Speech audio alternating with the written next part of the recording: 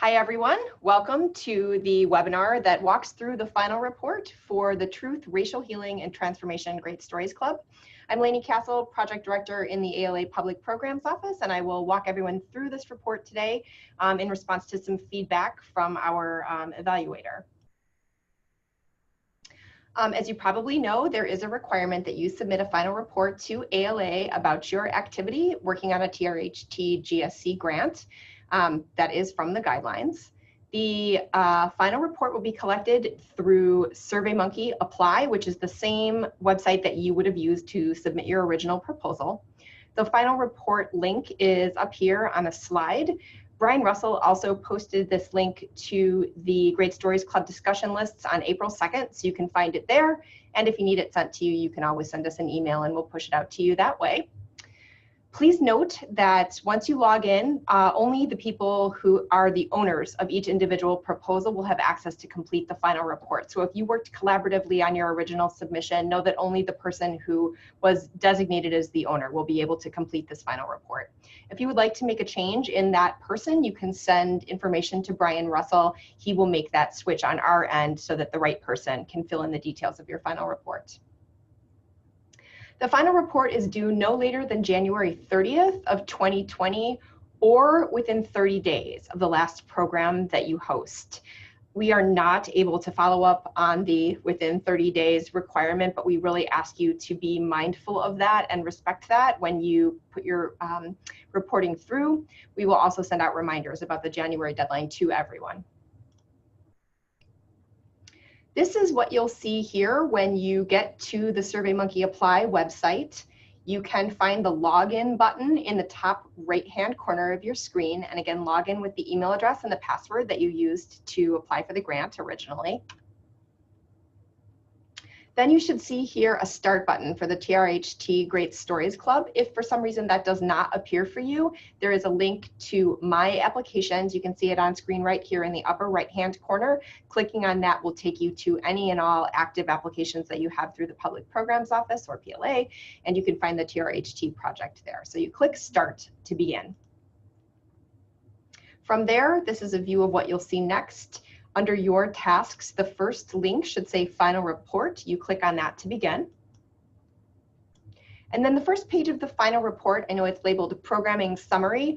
We call this a program log on our end. It is essentially, first and foremost, right now, to be a schedule of the programs that you are planning for your entire Great Stories Club series. So the first question asks you how many programs you have planned for your series. That would need to be at least one program for every book that you requested, so at least 3 or at least 4 programs, and then please include any additional programs. So if you're discussing one book over the course of 3 meetings, you would factor that into your report. If you have supplemental programs, please include everything that you're doing. So this number that you select here will drive what you see when you click Next. So then from there, there are a variety of different fields, almost like a table for your full program series. What we ask you to do is in the next week, so by mid-April, that you enter the program titles, the dates that you're planning to have those programs, the times, and the locations. You can make revisions to this at any point that you need to, but we want you to tell us now how things are looking in terms of your scheduling. The report also asks you to choose an event type from a pull-down menu. So of course, reading and discussion is one of the event types that are listed.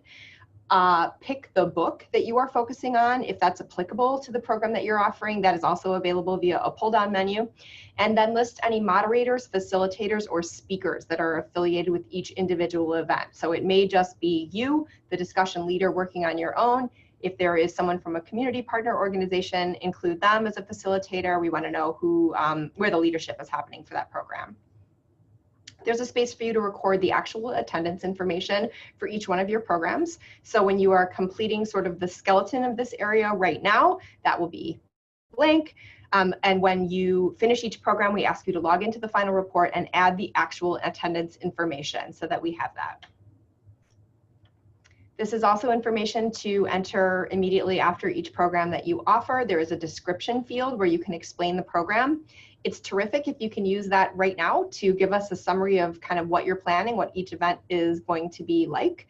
But after the event is what we're really interested in. So we want to find out what the discussion was like. Was conversation moving easily? Was it stalled? What drew readers' interests? Anything that you can share with us about the actual experience. If you did any supplemental programming activities, we would love to hear about that. If you used the discussion questions that were provided by ALA, or if you modified them, or if you went out on your own and developed questions, that's another thing that we're interested in learning about. And of course, any opportunities or challenges that you encountered during that individual event. And I should say that you can, again, save, edit, revise whenever you need to. So this area does not require you to have every field populated before you advance. In the final report, it'll accept partial informations and is meant to be edited on a longer term. So the next section of the final report is the narrative section, which is basically built out with 7 separate sub-questions and 1 additional sub-question that is optional. Your answers need to be 600 words or less. Personally, I find the reporting format to be a little bit difficult if you have a longer response. The window only displays some of the characters. It doesn't expand as your response becomes longer. So you may want to consider writing out your responses in a word processing format and then cutting and pasting them into your report. Totally a matter of personal preference. We really would like you to provide detailed responses. You'll notice with each section of the narrative, there are multiple questions provided in a single subset. So please be sure that you address each one of the questions that is available and be detailed. So the first question or area of questions in the narrative section is about goals. The sub-questions are up here on the screen. We really want to know what your vision was, what you were trying to do with this program, and then find out how that went, how the program measured up against your ideals and your goals, what worked, what didn't, what you achieved, what you learned for next time, and if there were any particular barriers to you meeting your goals. The second section is where we ask you to tell us about the collaborators that you worked with. For some people, that will be your community partner. For others, it will be people within your own institution that you worked with. But we want to find out about the different relationships that came into play to execute your program series. So a description of your community and organizational partner, as well as anything you can share about the staff people who engaged with your program. What did they do? Did they help you recruit readers? Did they actually facilitate or co-facilitate discussion questions? Did they come in to provide supplemental programming? We want to know about sort of the staffing of each one of the events in this area. And if you have any quotes, you could certainly ask for them. We appreciate that sort of feedback that comes through you from your partner organizations. Please provide that here. If it is something you can actually quote, that's terrific. And if not, if it's something you're summarizing based on your conversations with your program partner, that's great too. We welcome any feedback at all that we can get from your partner organizations. The next area is about your work with a Racial Healing Circle. We know that some of you are working with Racial Healing Circle facilitators and some are not. That's why this program is marked as if applicable. So if you are working with a Racial Healing Circle facilitator, or even if you are doing a Racial Healing Circle on your own and using the book inspired Racial Healing Circle prompts, this would be the space for you to tell us about that. We would like to know about the experience in general. How did your group react? Do you feel like it was a positive experience, a negative experience, a mixed experience? Anything that you can share about the group dynamic as they participated in a Racial Healing Circle. And tell us about your work with a racial healing practitioner or practitioners. Who did you work with? What was that experience like? Anything that you can share is of use to us. And then if you are someone who wrote a proposal where you were not working with a Racial Healing Circle facilitator, but instead, for example, proposed that you bring a speaker into your library and pay them and have that person come in to talk about fostering understanding of racial equity issues, building relationships, something that sort of is in that space, if not necessarily a Racial Healing Circle. Please tell us about that there in this space as well. And finally, if you really didn't work on this area of the project specifically, and your experience has been limited to the webinar about the Racial Healing Circle methodology and the experience of being a circle participant yourself during the training, tell us about your feedback in terms of what you can do differently and why you did or didn't opt to be part of this. And I think I kind of got into this question. So this is about your future use for Racial Healing Circle facilitation. So here, tell us if you think this is something you will engage with again, whether with your Great Stories Club readers or with perhaps your library staff or other community groups. Anything that you can tell us about what you make of the whole methodology and process and opportunities or barriers that you see to the work, concerns that we should be aware of, please use this space to share that feedback with us. The next section has to do with impact, offering any evidence of specific benefits that have been accrued to any parties involved in the project. And then also let us know how you evaluated your programs and what you learned as by being a part of the TRHT Great Stories Club. The next area is for you to share with us areas for improvement. We're looking to find out what you learned about what you could do differently or what your partner organization could have done differently to contribute to success, as well as what ALA can do differently in anything from the resources we provide to the training available, any area that you feel like we could do differently. We would like to hear about that here. Then continuation, how your organization will support similar work in the days ahead, and what your plans are for sustaining or building on the support that you offered to your team participants during the series once the grant term is over. We would like to hear if you have any future collaboration planned with the community partner that you're working with, if you have any programming coming up for the readers who participated, especially if you have some leadership opportunities that are coming in ahead in the future for the teens who read these books with you. And also let us know if you plan to apply for the next round of Great Stories Club grants or a future round of Great Stories Club grants. And finally, just the additional information. This is the optional area of the narrative part of the final report. This is really your space to share anything that you would like to share with us. The third area of the final report has to do with grant funding, and there are two sections there. The first is really just another narrative question where we're asking that you describe for us how you spent the programming grant that was provided by ALA. If you are someone who was very faithful to the original plans that you put in your proposal in terms of what you planned to spend the money on and how much you planned to spend, if things went more or less according to plan, you can just say that in this space. There's no need for you to repeat the information. But if you've done things differently, we'd like to know how you did wind up spending the grant funds, as well as about any reasons for the change. Note that ALA does not require any kind of receipts. These are comparatively small grants. The very maximum is $1,200. We don't need your documentation. We really just want to learn across this group what the money was used for and how it contributed to your program.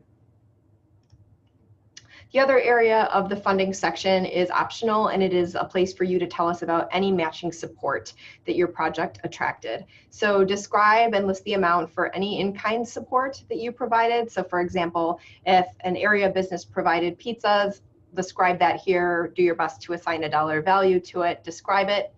Another area that everyone participating in this project should really be able to tell us about is the matching support that was provided in terms of staffing.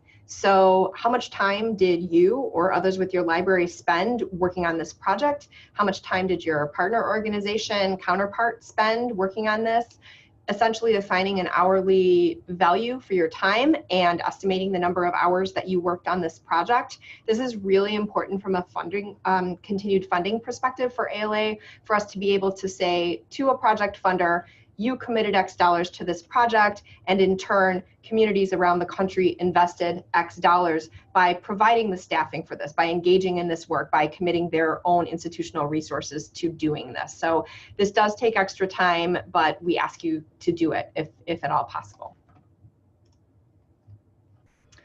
So then the last section is the supporting documentation area of the final report. Once you get to the end of everything and click through and sort of click, I'm done, you will go back to this area that is shown on screen, where at the left it shows the final report and there's a green, which means you've essentially marked it as complete.